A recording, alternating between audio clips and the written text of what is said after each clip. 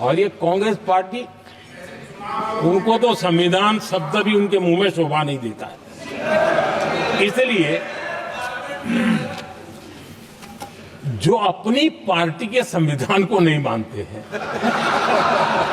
जिन्होंने अपनी पार्टी के संविधान को कभी स्वीकार नहीं किया है, क्योंकि संविधान को स्वीकार करने के लिए एक लोकतांत्रिक स्पिरिट लगता है, जो जिनकी रगों में नहीं है। सत्तावाद और परिवारवाद भरा पड़ा है। अब आप देखिए जो कैसी शुरुआती कितनी गड़बड़ हुई है। मैं कांग्रेस की बात कर रहा हूं। 12 कांग्रेस की प्रदेश की कमेटियों ने, 12 प्रदेश कमेटियों ने सरदार पटेल के नाम पर सहमति दी थी। नेहरू जी के साथ एक भी कमेटी नहीं थी, नॉट अ सिंगल। संविधान के तहत सरदार साहब ही देश के प्रधानमंत्री बनते हैं, लेकिन लोकतंत्र में श्रद्धा नहीं, खुद के संविधान पर विश्वास नहीं, खुद के ही संविधान को स्वीकारना नहीं, और सरदार साहब देश के प्रधानमंत्री नहीं बन सके और ये बैठ गए। जो लोग अपनी पार्टी के संविधान को, जो लोग अपनी पार्टी के संविधान को नहीं मानते, वो कैसे देश के संविधान को स्वीकार कर सकते हैं।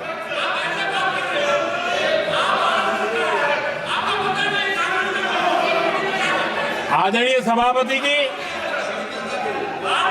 जो लोग संविधान में लोगों के नाम ढूंढते रहते हैं, मैं जरा बताना चाहता हूं। कांग्रेस पार्टी के एक अध्यक्ष हुआ करते थे और वो अति पिछड़े समाज से आते थे। अति पिछड़े, पिछड़े भी नहीं, अति पिछड़े, अति पिछड़े समाज से आते हुए उनके अध्यक्ष श्रीमान सीताराम केसरी जी, कैसा अपमान किया गया। कहते हैं बाथरूम में बंद कर दिया गया, उठा करके फुटपाथ पर फेंक दिया गया। अपनी पार्टी के संविधान में ऐसा कभी नहीं लिखा गया, लेकिन अपनी पार्टी के संविधान को न मानना, लोकतंत्र की प्रक्रिया को न मानना, और पूरी कांग्रेस पार्टी पर एक परिवार ने कब्जा कर लिया, लोकतंत्र को नकार दिया। आदरणीय सभापति जी,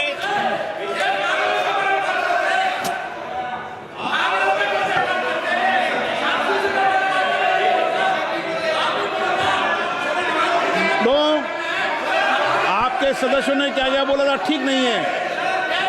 आप जब सदन के नेता बोल रहे हैं तो सदन की मर्यादा को रखो, अच्छी परंपरा को बनाओ।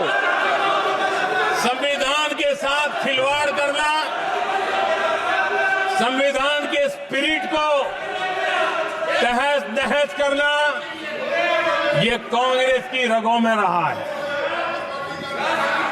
हमारे लिए संविधान, उसकी पवित्रता, उसकी शुचिता हमारे लिए सर्वोपरि है। और ये शब्दों में नहीं है, जब जब हमें कसौटी पर कसा गया है, हम तप करके निकले हुए लोग हैं। मैं उदाहरण देना चाहता हूं। 1996 में सबसे बड़े दल के रूप में भारतीय जनता पार्टी जीत करके आई, सबसे बड़ा दल था, और राष्ट्रपति जी ने संविधान की भावना तहत सबसे बड़े दल को प्रधानमंत्री के शपथ के लिए बुलाया। यह अभय मुद्रा है, इसमें कॉन्फिडेंस, स्ट्रेंथ निडरता कहां से आती है? हुनर से आती है, इस अंगूठे से आती है। ये लोग इसके खिलाफ हैं। जैसे द्रोणाचार्य जी ने एकलव्य का अंगूठा काटा, वैसे ही आप पूरे देश का अंगूठा काटने में लगे हुए हो। आप जैसे ही जैसे द्रोणाचार्य जी ने एकलव्य का अंगूठा काटा, वैसे ही आप हिंदुस्तान के युवाओं का, जैसे ही एकलव्य ने, देखो सर, जैसे एकलव्य का अंगूठा काटा गया, वैसे ही आप हिंदुस्तान के युवाओं का, सबका अंगूठा काटते हो। जब आप अदानी जी को धारावी देते हो, तो आप धारावी के जो एंटरप्रेन्योर्स हैं, जो स्मॉल एंड मीडियम बिजनेसेस हैं, उनका आप अंगूठा काटते हो। जब आप हिंदुस्तान के पोर्ट्स, एयरपोर्ट्स, डिफेंस इंडस्ट्री, ये सब जब आप अदानी को देते हो,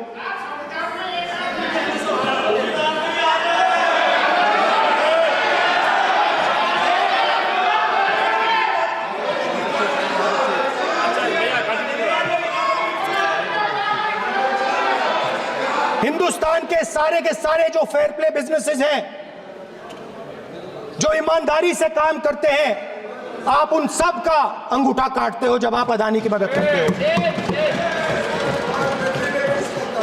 कॉन्स्टिट्यूशन में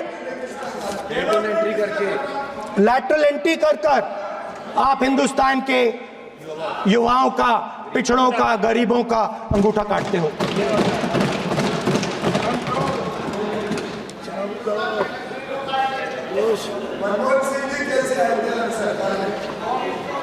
सर, स्पीकर सर, जैसे एकलव्य ने प्रैक्टिस की थी, वैसे ही हिंदुस्तान के युवा सुबह उठकर 4 बजे उठकर अलग अलग एग्जाम्स की तैयारी करते हैं। आपने देखा होगा, पहले हजारों युवा सुबह उठकर रनिंग करते थे, वेट ट्रेनिंग करते थे आर्मी में जाने के लिए। जब आपने अग्निवीर लागू किया, तो आपने उन युवाओं की उंगली काटी। जब आप पेपर लीक कराते हो, 70 बार आपने पेपर लीक करवाया है, तब आप हिंदुस्तान के युवाओं के का अंगूठा काटते हो।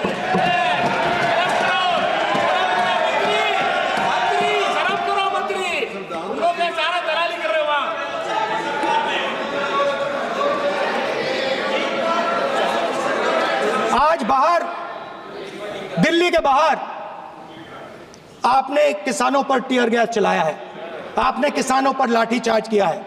किसान आपसे एमएसपी मांगते हैं, सही दाम मांगते हैं, मगर आप अदानी को फायदा पहुंचाते हो, अंबानी को फायदा पहुंचाते हो और किसान का अंगूठा काटने का काम करते हो। देखिए, हम कहते हैं अभय मुद्रा, हम कहते हैं डरो मत, आप कहते हो हम आपका अंगूठा काट देंगे। ये फर्क है। एक तरफ कौन सर बोले, मेरे कहना है कि हम एक मिनट प्लीज बैठिए, आप बैठिए, प्लीज बैठिए, आप बैठिए। आज हम भारत के संविधान की 75 वर्ष की गौरवशाली यात्रा कर रहे हैं, और कर भाई ये चर्चा हुई थी कि हम संविधान की चर्चा करते समय उसकी उच्च कोटि की ये अपेक्षा है। आप स्पीकर सर, आप राष्ट्रपति भाषण नहीं है। कॉन्स्टिट्यूशन में कहीं नहीं लिखा है कि मोनोपोली होनी चाहिए। कॉन्स्टिट्यूशन में कहीं नहीं लिखा है कि पेपर लीक होना चाहिए। कॉन्स्टिट्यूशन में कहीं नहीं लिखा है कि अग्निवीर होना चाहिए। कॉन्स्टिट्यूशन में ये सब नहीं लिखा है, इसलिए मैं यहाँ रेस कर रहा हूँ। कॉन्स्टिट्यूशन में नहीं लिखा है कि हिंदुस्तान के युवाओं का अंगूठा काटना चाहिए, उनका जो हुनर है उनसे छीना जाना चाहिए।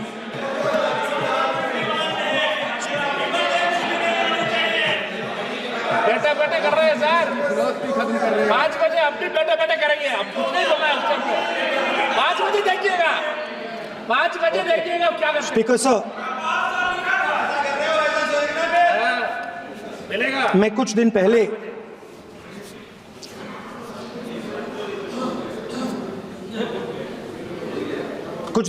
मैं हाथरस गया।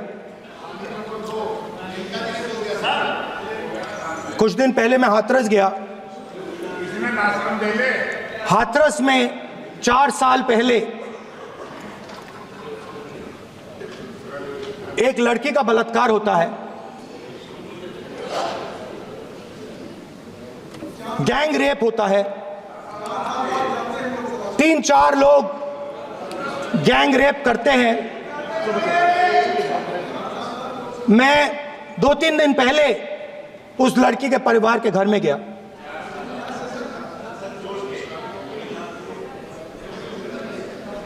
जिन्होंने गैंग रेप किया वो बाहर घूम रहे हैं और लड़की का परिवार अपने घर में बंद है। लड़की का परिवार बाहर नहीं जा सकता है। जो अपराधी हैं वो उनको रोज धमकाते हैं और वो बाहर घूमते हैं।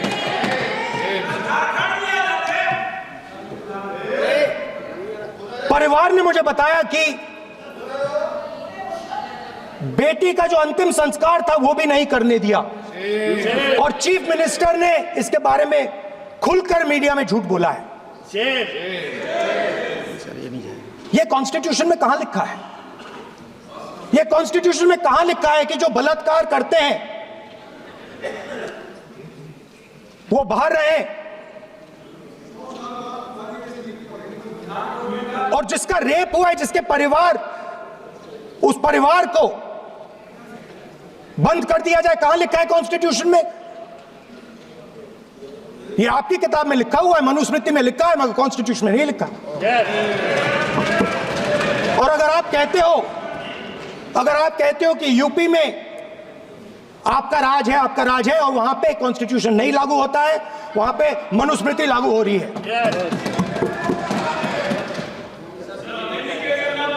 परिवार ने